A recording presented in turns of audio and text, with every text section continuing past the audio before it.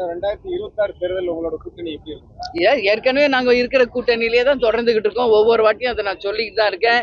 இப்ப வரப்போகின்ற உள்ளாட்சி தேர்தலிலும் எங்க கூட்டணி தொடருகிறது. 26லயுமே நாங்க கூட்டணியில தான் இருக்கோம் அப்படின்றத பலமுறை நான் சொல்லிட்டேன்.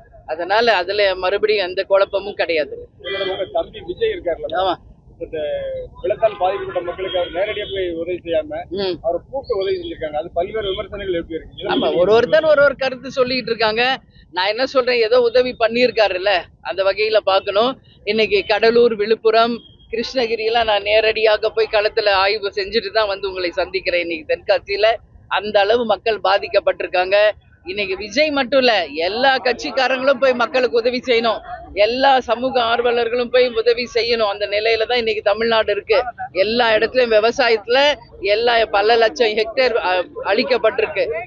பல லட்சம் பேருக்கு இன்னைக்கு வாழ்வாதாரம் இழக்கப்பட்டிருக்காங்க.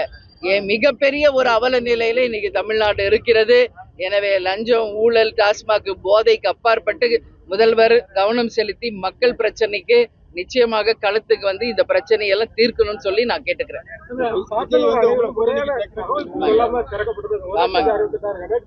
ஆமாங்க, அதுதாங்க உண்மை. அதுதான் அங்க நடந்தது. நான் விழுப்புரம், கடலூர் மாவட்டத்துக்கு நேரடியா போனேங்க. விழுப்புரம் மாவட்டம் மழையால் ஃபுல்லா பாதிக்கப்பட்டிருக்கு. கடலூர் கொஞ்சம் பாதிச்சுது. ஆனா ஓவர் த நைட் சாத்தனூர் டேம எந்த முன்னறிவிப்பு இல்லாம திறந்ததனுடைய விளைவு தான் பல ஆயிரம் கணக்கான வில்லேஜஸ்குள்ள தண்ணி போயிருச்சுங்க.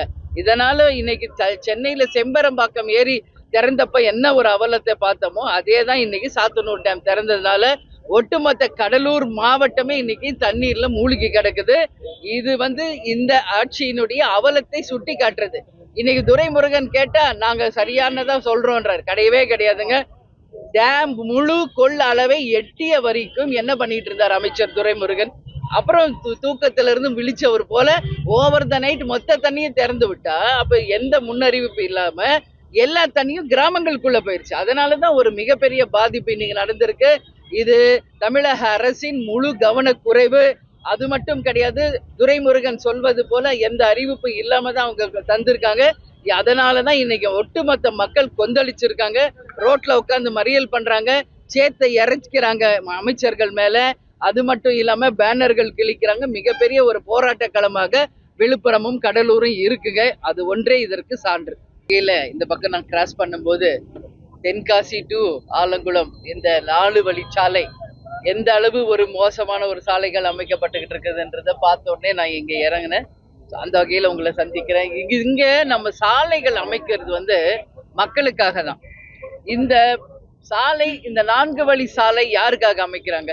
இங்க வாழ்கின்ற மக்களுக்காக தான் இந்த சாலை. ஆனா இங்க பார்த்தா மேம்பாலம் அமைச்சிட்டா இதை சுத்தி 3 ஸ்கூல் இருக்கு, சுடுகாடு இருக்கு, 3000 குடும்பங்கள் இருக்காங்க. அவங்களுக்கு வேண்டிய போக்குவரத்து கம்ப்ளீட்டா துண்டிக்கப்படுகிறது.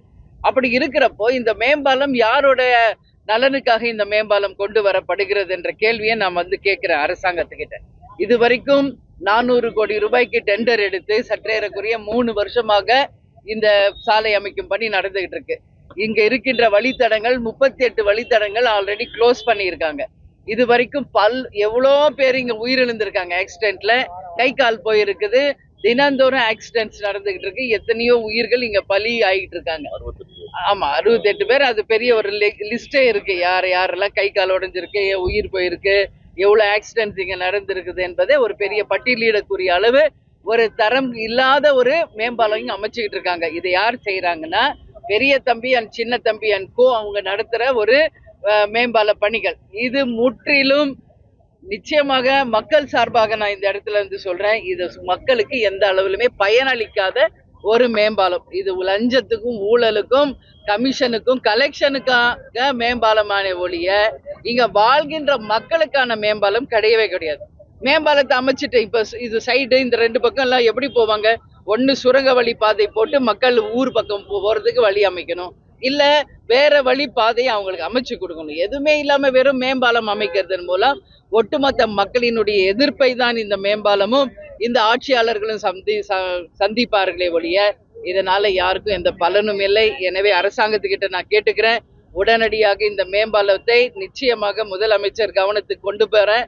அங்க இருக்கின்ற அமைச்சர்கள், அதிகாரிகள் உடனடியா ஆய்வு பண்ணுங்க.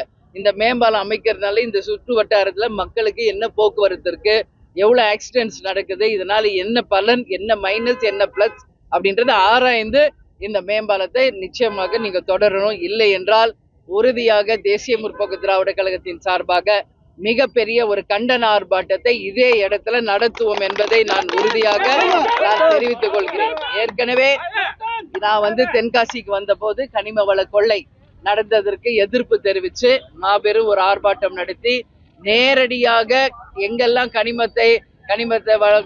வளத்தை எடுத்துக்கிட்டு இருக்காங்களோ அங்க போனோம் நாங்க நேரடியாக.